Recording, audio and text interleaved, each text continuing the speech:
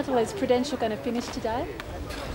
Well, it's been a bit of a problem regatta for us. Yeah, the first day we were cleaned up by one of the camera boats, and that put an end to our day. And the second day we were cleaned up by one of the other boats, and by Xerox, and that put the end of that day as well. So we've certainly had a bit of bad luck. We'll just go out there and do our best and see what we can do. Hello and welcome to day 4 of the Tooheys International Cup 18-foot summer series. And as we just heard, some of the skippers having more than a few problems. Heavy conditions again yesterday saw skiffs take a battering. Only 3 completed the first race. Looking to point standings now, Xerox continues to dominate and now holds a 20-point lead over Adrian Cahalan's Elabashe. Tooheys Ross has claimed 3rd spot with Gestetner, Ericsson and Prudential following. Due to heavy conditions again today, skiffs will run a straight up and down course between Bradley's Head and Chowder Bay. Again, the course will need to be completed twice. So let's now join commentary with Bill McCartney and Rob Brown. The 3 scratch markers away, all at the same time. The top of your screen we have Gestetner, in the middle Xerox, the current world champion Prudential, who's hooked into a big left-hand shift. And looking at there, Bill, I'd say Prudential's gained a hell of a lot in this early stages of this race. Absolutely bolting away and showing us why he is the #1 seed and the world champion. I should also say, Rob, that Michael Bochner unable to get off the beach today. The glandular fever's beaten him and he has not been able to participate in this race. Towards the top end of the course for the first time, Ericsson and Elabashe were first away. They started 3 minutes ahead of Prudential, but look, just near the top mark and already Prudential right on the tail of the Ericsson. Ericsson has made a mistake here, Bill. He should have tacked right in front of Prudential because they're actually laying through to the top mark, and every yard that he's gone beyond Prudential is wasted yardage, and you'll find Prudential's through into first place. Seeing that now, Prudential on the left, coming through, easing the sails, up around the top mark. I would say the conditions have had something to do with that, by the way, Rob, because it really is pumping out of the northeast today, and even bigger than yesterday. As around goes the Prudential very cautiously, forward hand looking at the breeze. We are on board the Ericsson with our microphones today also. We'll be having a little listen in when we get half an opportunity. As the Ericsson come round, still in a very creditable position, 2nd position, chasing the flyer, the Little Red Rooster, the Prudential. You'll find that they'll be hurrying to get those spinnakers up to give them an extra speed. Prudential, the guys inboard, hoisting the spinnaker now. We can hear a bit of instruction coming from Dolly now. They'll be trying to get that yellow spinnaker up. They've got a nice little break on the rest of the fleet, a nice little break. They've established these two, the Prudential and the Ericsson. Let's go on board Ericsson. Get ready to dive, Jam! Well, what you see here, Bill, is so much north in the breeze. Dolly's called his crew to jibe, which means they're going to change direction and try and get inside Prudential, who's going to have a lot of trouble laying to this next mark. Certainly not going to have any trouble getting there in a hurry, though. Spinnaker sets now, fills with air, the 3 of them perched out on the wings, giving full pressure, and that means full speed, and I think we're going to see 18-foot skiffs travelling just as fast as they can possibly go right now. You're looking at the speed of Prudential. He's going the same speed as the hydrofoil comes down from Manly. Absolutely on the boil. And up around the top mark, we've now got the Elabashe clinging to 3rd position. Gestetner, Dave Cummins driving in 4th position.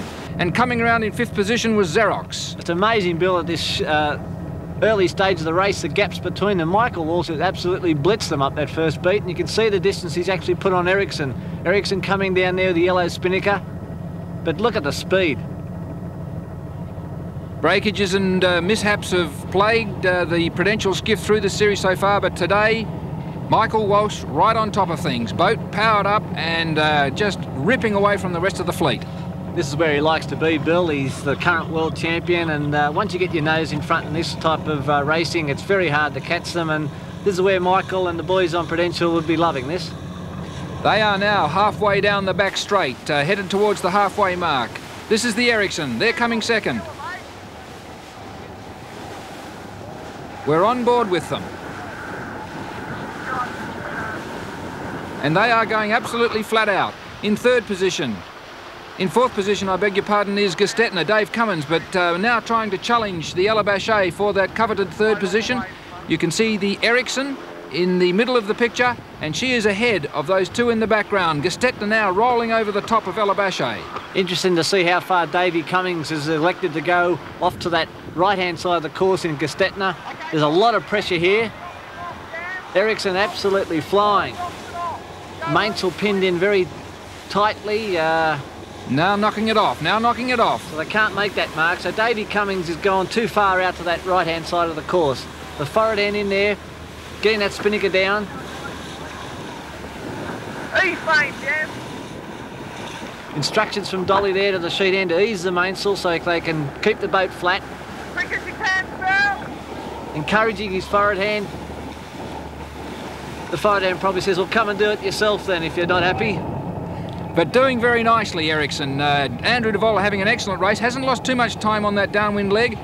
Prudential staying out of trouble very nicely through that jibe. Now approaching the bottom mark and the halfway mark in this race. Ericsson over on the left. In the middle, there's a problem. There's a problem for Xerox. She's coming up with a spinnaker half up, and the Elabashe has the right of way, and she's forcing her up in the middle of the picture. Over she goes. Phil Barnett in deep strife, in the drink. Let's have a look at it, Rob, from another angle. What you see here is Xerox trying to get that spinnaker down. Can't sail as high to the wind as what Elabashe can because you've got two crew in the middle of the boat. You've got Elabashe coming through under full pressure, forcing Xerox to go up. There he responds, and there's the consequence. A series leader in the drink. So, still leading, comprehensively leading, the Prudential. Next was the Ericsson, then Elabashe. Ericsson. The mainsail flapping, indicating that they're overpowered. The breeze coming through, 25, 28 knots. They've got their number 3 rigs on, which is their smallest rigs. And trying also to get out of the bad air from Elabashe, who's currently got through to second position. Elabashe went round that bottom mark, the halfway mark, locked right with Ericsson. Now she's a good 40 metres ahead of her, so she's dragging him off. You can see that mainsail flicking inside out. Steering a little bit wildly here at the moment. I think he's trying to just crab out to windward to get into clear air. At the moment, taking the distorted air off the sails of the Elabashe. Meanwhile, the march continues at the front of the fleet. Michael Walsh in Prudential, back up to the top mark in no time at all. And this has been tacking up into the breeze. He's gone very fast indeed, and we are now 3/4 of the way through this race.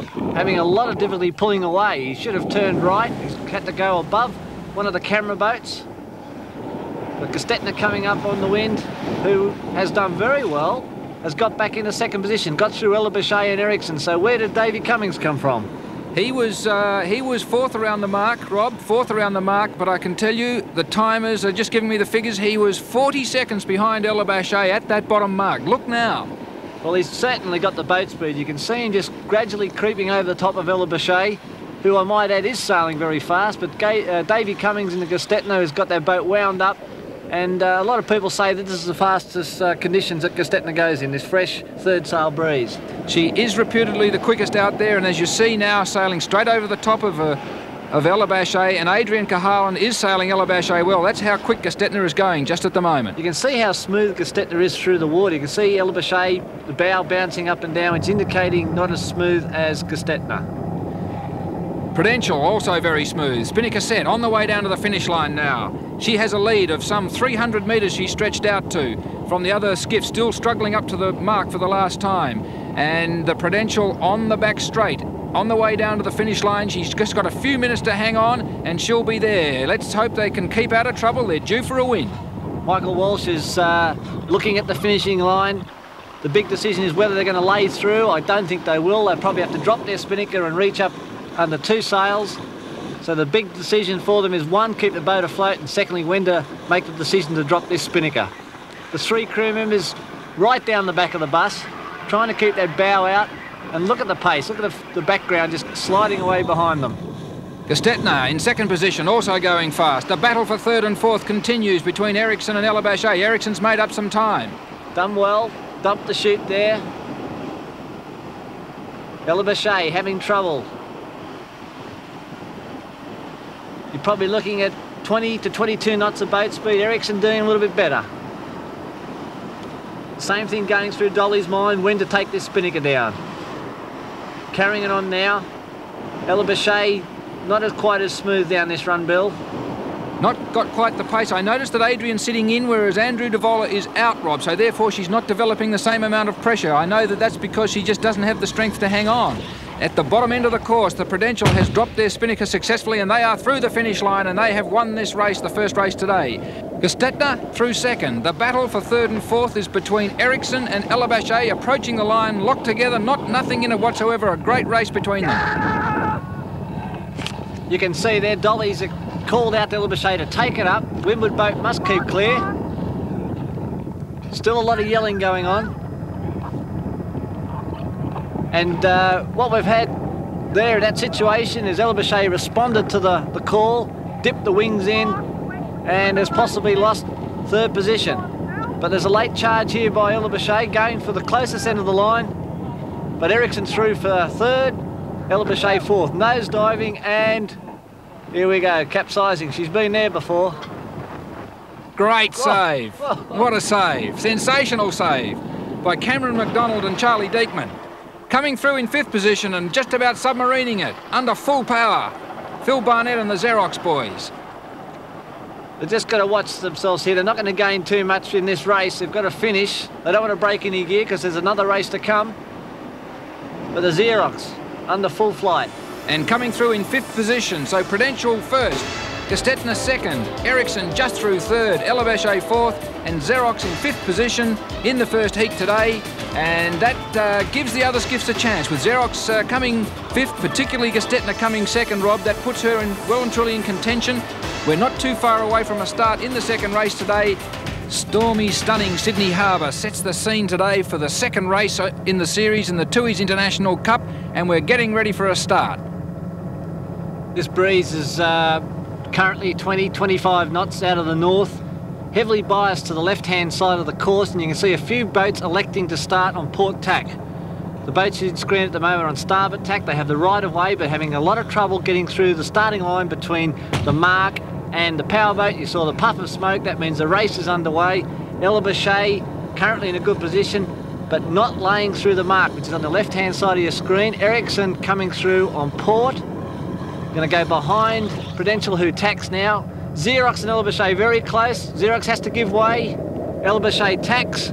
A bad start to Xerox. Where's Gestetner?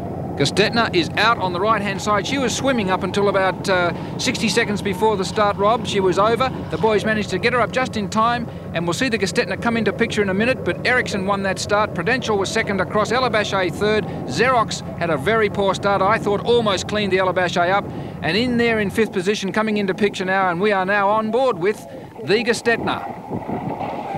The three guys leaning out hard, trying to get back into this race. They're not happy with that start at all. And I saw Dave Cummins pull a rope there, Rob, adjusting the rig in some way, I guess, but it seemed to do him some good. Straight over the top of the Elabashe they go, but showing out very much so at the moment. Prudential again. Yes, he's certainly got the boat speed, and that was a good start. He forced the Elabashe to have a late tack, which absolutely snookered Xerox at the start, and they're off to a winning start in this race, the second race today. Well, the Tooheys International Cup is the series for 18-foot skiffs. It's the number one. It's the one that gets televised right around the world. And we've been expecting big things from Michael Walsh on board Prudential. She has been very, very quick all season. He's had a few problems, but by golly today, Rob, that pace he's demonstrating is awesome. Well, in his early stages, he's opened up probably a 50-metre lead. He's gone higher and faster than his opposition. Davey Cummings is probably in the same line, but he's got a long way to catch up, and you just can't give the world champion this amount of leeway. There's Davey Cummings in the background there, so that's more than 100 metres behind. On board the Xerox, Greg Homan up front, in the middle Adam South, Phil Barnett driving.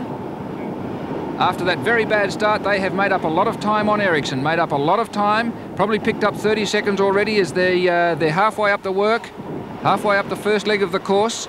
Xerox is locked in here, he can't tack in this position. He's got to advance a little bit further so he can get back across to that first mark.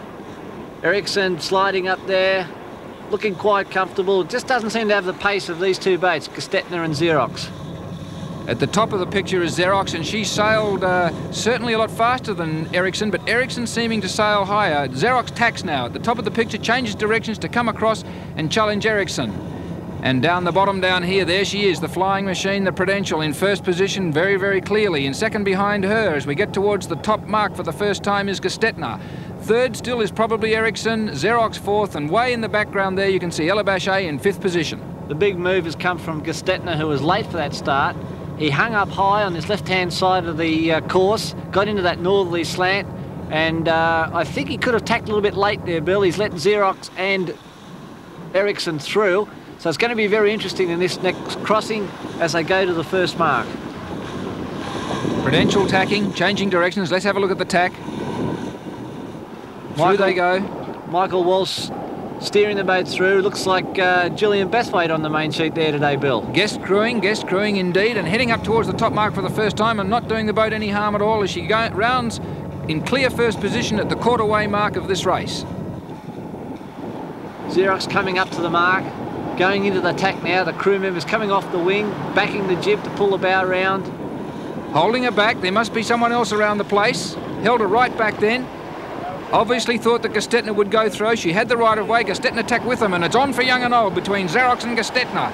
Nothing in it for second and third. Very close there, Bill. I thought that Gestetner tacked in Xerox water. Xerox did not have right of way, tried to avoid a collision, and they were very, very close, and I wouldn't be surprised to see a protest flag up on that incident.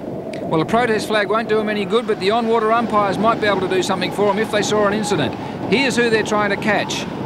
And I guess you can say that the Gestetner and the Xerox have the pace, theoretically, to catch these guys, but the way they're sailing at the moment, it'll be very hard. Well, they're out in front. They've got relatively no pressure on them. The boats behind are fighting each other, and every time that they get in a duel with each other, Prudential's just getting that little bit further away. Ericsson was around in fourth position, still doing nicely. We're on board with them. Looks like one of the... back as far as I can go. Dolly telling his crew he can't go back any further. They're trying to get that nose up. His crew asking him to step back further in the boat, and he's saying, I can't go any further. I'll fall off the back if you push me any further. That's what you shoot, Phil. Nothing else, mate. Nothing else matters. Instruction to the forward hand. He's telling him to watch that yellow spinnaker so it doesn't collapse. Concentration and all... OK, they're having some fun on board the Ericsson. Andrew Davola reckons that it's all right doing about 30 knots of boat speed in a sailboat as precariously positioned as they are, and that's what they're doing at the bottom mark, at the halfway mark of this race. Prudential approaching, about to go into the crucial jibe manoeuvre where we've seen so many crashes so far in this series. OK, done very smoothly, and around she goes, and at the halfway mark, Prudential leads by 37 seconds from, I believe, Gestetner. Yeah, that was a nicely executed jibe, not rushed. The whole crew knew exactly when to change sides, and that was good instructions from Michael, and good boat handling under these extreme conditions. Gestetner has been overtaken by Phil Barnett in Xerox, so Xerox rounds the bottom mark at the halfway mark, now in second position. Gestetner in strife at the bottom mark, stuck her nose down. Electing to what we call the granny. Instead of jibing, he's going to tack. With Ericsson, what's Ericsson going to do here? He's going to jibe. And there's a consequence. Tried the jibe, didn't go into it confidently, Rob. Didn't look like a confident jibe. I think Gestetner added a problem to him there. I think he wanted to take his time with that jibe, but was forced into a quick one. A little bit of indecision, and there you go. Ella Bachet now, shifting up into fourth position as Ericsson tries it, and over again she goes. So that double capsize by Ericsson has allowed Ella Bachet to slip up into fourth position. Who also elects to tack. And at this stage, Michael Walsh lived all his life on Sydney Harbour, and this is no problem for him. He knows the vagaries of this place, and rain, sunshine, the whole lot doesn't worry him. He's heading up the course in a big way. His crewman moving to tack there. I guess Michael called him back out, getting ready to tack to get up towards the top end of the course for the second time, nearing the three-quarter way mark, a rusty tack. You saw them then a little bit late leaving the wing. They dug that wing into the water. The boat just absolutely came to a grinding halt, and here we have the situation. The forward end having to back the jib to bring that bow round, utilising the power now, fully outstretched on the wings, and away they go. And that would have been good news for the Xerox, but just at the moment, looking at that breeze really starting to pump out of the north now, A windometer telling us that it's up through 29, 30 knots. You see the Elabashe staggering as the breeze just climbs and climbs and climbs. And there's one of the results. Ladies and gentlemen, we've got the world champion back in the drink. This is a rain squall coming through. The breeze increased probably 4 or 5 knots, and you can see here that Elabashe is just feathering the boat through this gust. Oh, that's how hard it is. Look at that. As soon as the guys left the rail, tried to tack, in the tide. Ericsson back in the water, and they've just come out of one. They came up, they went round the mark, and they've been hit by this big bullet of breeze coming down the harbour with the storm. Wind speed 34 knots. That is fresh. Very, very difficult for them to survive. They're hopelessly overpowered, just 1 inch the wrong way, and over they go. And even the championship crew on the Xerox, clunk, they're down too. Even the people on the ferry are ducking for cover. This is a very, very violent rain squall coming down the harbour. But here we have Elabashe still weathering the storm. Adrian Cahalan showing us once again what a fantastic survivor she is in these machines, and really her first year in 18. There's the Xerox yet again. But Adrian Cahalan has this fantastic knack of being able to survive. We've already seen, Rob, she's not the quickest boat out there, but she's still upright. The rest of them are all down. Safety first, and credit to her crew as well. They're probably very settled and giving her encouragement to stick it out. A good tack under the circumstances. We've seen 3 boats capsize tacking, and that was very well executed. Now the big problem is how to pull away. They're at the weather mark, and they've got to pull away before this wind. Not a very, very sobering thought. Well, another sobering thought for you. I don't know whether you realised it. She's leading the race. Elabashe approaching the top mark. I've been in this situation before. It's like waiting for a house brick to fall on your head. If you pull away, the bow's going to nosedive. They're in indecision whether to pull away or not. They've actually passed the weather mark, and they're just hanging there waiting for this rain squall to go, but they'll end up sailing towards New Zealand if they keep going that way. Have to pull away and start heading down the course. There she goes. What's the bow?